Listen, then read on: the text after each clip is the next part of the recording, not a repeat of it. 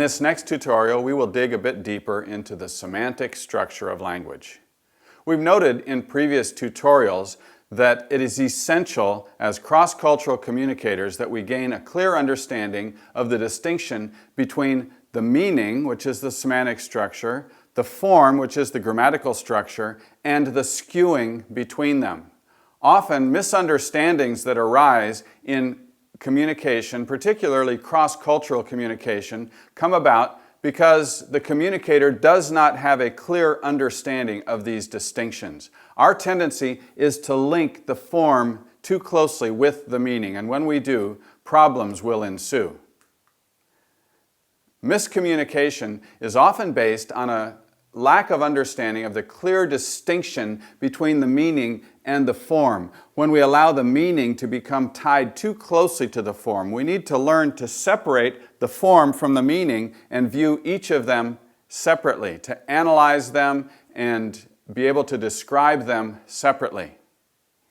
Now, we've looked at this standard transfer model where we would start with the source language text, dig beneath the surface to discover the meaning. We would then re-express that meaning in appropriate target language or receptor language forms. But sometimes, as we mentioned, we tend to equate the meaning with the form as if the form itself is the meaning. So an example in Mark chapter 2 where Jesus said, "Pick up your bed and walk." So as we dig beneath the surface, we may assume, well, the meaning is Jesus said, "Pick up your bed and walk," right? Well, no, the words themselves are not the actual meaning. If the words themselves were what we are actually aiming for, then when it comes to translating, re-expressing this in a target language or a receptor language, we would start with a proper noun, Jesus, followed by a verb, said. Then there would be a verb phrase and a pronoun, another noun, then a conjunction, ending with a verb, walk. But that is not our goal. The true meaning here, the meaning of this statement, is the picture that we envision in our minds, totally apart from any words. So when we dig beneath the surface of the words, the English words, Jesus said, "Pick up your bed and walk," the picture that we see, that is our goal. We want to paint this very same picture for our target language speakers, the receptor language speakers. Of course, some of the details could be changed, like the height of a person or the color of their clothing, but the picture, the basic picture that we paint for our target language speakers should be identical to the one that we envision when we hear these words in English or whatever the source text is. Those of you who speak more than one language fluently can probably identify with me when I say there are times where I'm thinking about a message that someone told me, but I cannot honestly remember which language they told it to me in, because this person and I share more than one language. I know exactly what they said, what they were communicating, but I could not say for certain which language they used to communicate this message to me. The form of the language has eluded me, but the message, the meaning of the message is still very much with me. Now, sometimes we could perhaps equate the distinction, finding the distinction between meaning and form with those magic eye picture books. Perhaps you've seen them. They have multicolored shapes, but you need to look beneath those multicolored shapes, and if you do, you will see an intricate 3D picture that will pop out at you. But then if you focus too much on the surface level forms, on those multicolored shapes, the three-dimensional object will go away. You won't see it anymore. Children often have an easier time than adults do in making the distinction between the meaning and the form. They don't tend to link the meaning with the form in the same way that adults do. Children start to understand the meaning of things around them long before they are able to understand all of the language. They understand the meaning of things that they see and just the general meaning going on around them. And for those of us who are adults, now this link has tended to grow stronger and stronger as we became adults, where we tend to equate the meaning with the forms, especially the forms of our native language, our heart language. And For those who have been able to separate these and analyze them separately, that's something that they have generally worked at. They have had to intentionally think about separating the meaning from the form and analyzing the meaning separately from their heart language forms. A number of years ago, when our family was living in Papua New Guinea, I went on an Air New Guinea flight with my son, and he was about 4 years old at the time. And as they normally do on a flight like this, the flight attendant stood up and went through the full explanation of the life vest and the oxygen mask and the seat belt. And after they had gone over that explanation in English, then they backed up and went through the exact same explanation in New Guinea Pidgin, since some of the passengers speak only English and some speak only Pidgin. And my 4-year-old son leaned over to me and said, "Why did they say all of that twice?" He understood the meaning just as well both times, and it didn't occur to him that the form was in a different language. He was completely focused on the meaning, not on the surface level forms. When we describe the grammatical structure of language, we have a full set of terms that we use. Terms that we have all learned, like noun, verb, subject, object. But when we describe the semantic structure of language, we use a completely different set of terms. The very smallest or lowest level term is what we call the meaning component, and meaning components join together to form what we would call semantic concepts. Now, the concept level on the semantic side, if it's not skewed, would generally correspond with the word on the grammatical side. There are 4 kinds of semantic concepts: things, events, attributes, and relations. Semantic things includes all animate beings, both natural and supernatural, for example, boy, ghost, angel. It also includes all inanimate entities, such as stone, galaxy, and blood. Semantic events includes all actions, all changes of state, all experiences and processes, such as eat, run, think, melt, stretch, smile. Semantic attributes include all attributes of quality or quantity that are ascribed to any semantic thing or semantic event. Some examples in English would be long, thick, rough, soft, slowly, suddenly, few, all. And semantic relations include all relations between any 2 of the above semantic concepts, between things and events, or things and attributes, or events and attributes. And often in English, these could be communicated by particles such as with, by, because, since, and, therefore, after, but, or. Now, when we look at these lists, you may ask, why do we need to have 2 lists? I mean, one list is difficult enough to learn and to keep in mind. Why can't we just use words like verb and noun even when we're describing the semantics? Well, it's because of what we call skewing. Because a grammatical noun does not always represent a semantic thing. Sometimes a grammatical noun may represent a semantic event, or a grammatical verb may represent a semantic relation and not represent a semantic event at all. We'll look at some examples of this. One example is this sentence, "The work is difficult." Now, in this particular sentence, the word work is classified as a noun because it's the subject of the sentence. So grammatically, it is a noun, but semantically, it is an event because it's an action. It's something that we do.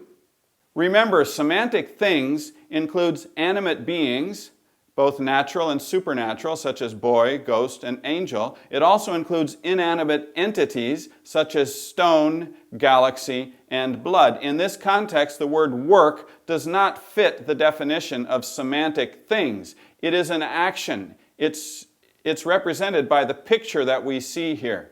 It's something that we do, not something that we have. Here are some more examples of skewing in English. In Isaiah 53:7, we read, "Like a lamb that is led to slaughter." The word slaughter is grammatically a noun, but semantically it is an event. Now, why are we concerned with this? Well, we need to understand where the semantic events are, because in many languages, as we translate these semantic events, they very well may need to be translated by the use of a verb in our target language. If we focus on the fact that it is a noun in English, we may tend to look for a noun in the target language, and a noun may not be the best way to communicate this concept. The next example in Mark 14:64 says, "They all condemned him to be deserving of death." So again, with the word death, we see that grammatically it is a noun, but semantically it is an event. It's not a thing. It's not something that I can carry around in my back pocket and take out and show you. It's something that happens. It's not something that we have. The next one, "The Lord was not in the earthquake."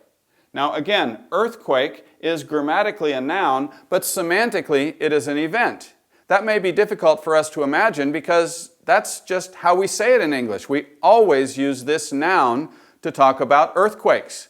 Well, in the Lamogai language of Papua New Guinea, and many other languages, I suppose, there is no noun to talk about earthquakes. In Lamogai, when they talk about an earthquake, there is only one way to say it. They say, "the place shook." It's a full clause, and it has a verb as its central component.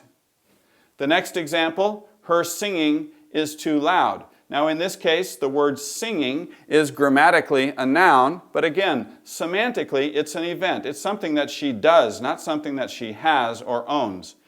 Eating is very necessary. Eating, again, is a grammatical noun, but a semantic event. The next example, "The man knifed him to death." We already saw the example of the word death, which is grammatically a noun, but is semantically an event. Now, we may also look at the word knifed here. This is not the most common use of the word knifed, but knife is also a verb. It can be either a verb or a noun in English, but we do need to keep in mind the fact that in many languages, the word for knife may not be able to be used as a verb, so we may have to expand that a bit if we were translating it and say, "The man stabbed him with a knife and he died." The last example in this page, "Prayer comes first each day." Again, prayer is not something that I have or something that I own or something I carry around with me. Or even when we say prayer comes, does that mean prayer walked through the door first thing in the day? Well, of course not. Prayer is something that we do. So we need to be able to look at it semantically. We need to separate our English grammatical structure from the meaning and understand this is an event. This is something that happens, and what is the best way to express this event in our target language? Look with me at Mark chapter 1, verse 4. In this case, there are several events, and as we do a semantic structural analysis, the first thing that we want to do is identify and mark the semantic events, remembering that that does not just mean marking the grammatical verbs. We need to understand what semantic events are. So the first semantic event here is appeared. In this case, it is actually a grammatical verb as well. The next one, preaching, is a semantic event. Again, that is a grammatical verb, so that means there is no skewing there. Remember, skewing is a mismatch. So when we're talking about skewing on this level, an example would be a grammatical noun that is not a semantic thing, but is instead a semantic event. That would be a mismatch or skewing, which we see in the next semantic event here. Baptism is clearly a semantic event. It's something that happens, someone that John was doing to the people there. He was baptizing them, but grammatically in this case, it is a noun. And the reason we need to separate this, again, is because translating into another language, they may not have a noun that carries this same meaning. The next one, repentance, again, a grammatical noun, but a semantic event. Forgiveness is another grammatical noun which is actually a semantic event. And the very last one in this case, sins, in the plural, that is something that we do. It's not something that we have or carry with us. Sins are acts. They are events. They're actions. So, as we look at the semantic events in Mark chapter 1, verse 4, we see that only 2 of them are actually verbs grammatically. The rest of them are grammatical nouns. So we need to be careful if we're thinking about the actions that took place in a particular passage, that we don't just focus on the verbs. We need to look at the semantic events. So, without skewing, a semantic thing, remember there are 4 kinds of semantic concepts: things, events, attributes, and relations. And semantic things, if there is no skewing, would generally correspond with nouns and pronouns on the grammatical side. And semantic events would generally correspond with verbs. Semantic attributes, when there is no skewing, would generally correspond with adjectives and adverbs. And semantic relations would be conjunctions and prepositions and perhaps other kinds of connectors. But with semantic concepts, as with all other levels of language and communication, there is indeed skewing. Now here is the entire list, starting at the very lowest, starting at the bottom. The meaning component, when it's not skewed, would correspond with a morpheme, which could be like prefixes and suffixes or word roots. The concept corresponds with the word. Concept cluster could be a phrase. Proposition corresponds basically with a clause. The propositional cluster could be a sentence. A semantic paragraph would correspond with a grammatical paragraph. And then there are several others: episode cluster. And when we are analyzing the semantic structure of language in this tutorial, we're basically going to look at the paragraph level and below. When you get to the higher discourse units above the paragraph level, the terms vary from author to author. So these are some possible terms, or you may hear them described in other ways. So here's an example of translating from English into Lamogai. In English, we can make this statement: I heard John's call. Now remember, with this transfer model, our purpose in digging beneath the surface to discover the meaning, we want to discover the unskewed meaning. If unskewed is actually a word, we want to remove the skewing. So we want to find the very basic meaning digging beneath there. Now, if we look at the grammar, we see that in English, it starts with a noun, I, then a verb, heard, then another noun, a possessive noun, John's, and followed by an abstract noun, call. When we dig beneath the surface, we want to remove the skewing, and there is some skewing there. We have at least one noun, grammatical noun, that really is representing an event. So, as we dig beneath the surface, we see that there are 2 semantic propositions here. John called, I heard. So as we analyze this sentence, we see that there are 2 semantic propositions here. John called and I heard. There are 2 semantic events, called and heard, and each of them have a semantic thing associated with them. John with the verb or the semantic event called, and I with the semantic event heard. So how do we translate this into the Lamogai language? Well, when we translate it, it's not necessarily going to look like the unskewed meaning down here. Translation is not about just making it real simple and then stating it very simply in the other language. We have removed the skewing from English, but now we want to actually put skewing back in when we translate it into Lamogai, but it has to be appropriate Lamogai skewing. It will not follow the form of the English skewing. So in Lamogai, a possible way to say this would be Nga rongon John kiin me. Nga rongon means I hear or heard. I put the D in parentheses there because lamogai is virtually tenseless. So rongon could be either present or past tense. And then John kin me, John called coming. The last little word there, me, means coming, and their grammar requires that you make a distinction between calling toward me or calling away from me.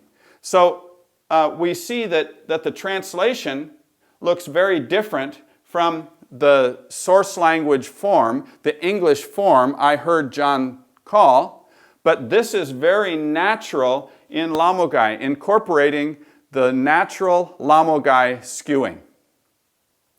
So, as we think about meaning or semantics, next to form, the grammar, and the lexicon, sometimes people are kind of afraid of semantics. Semantics seems mysterious and elusive.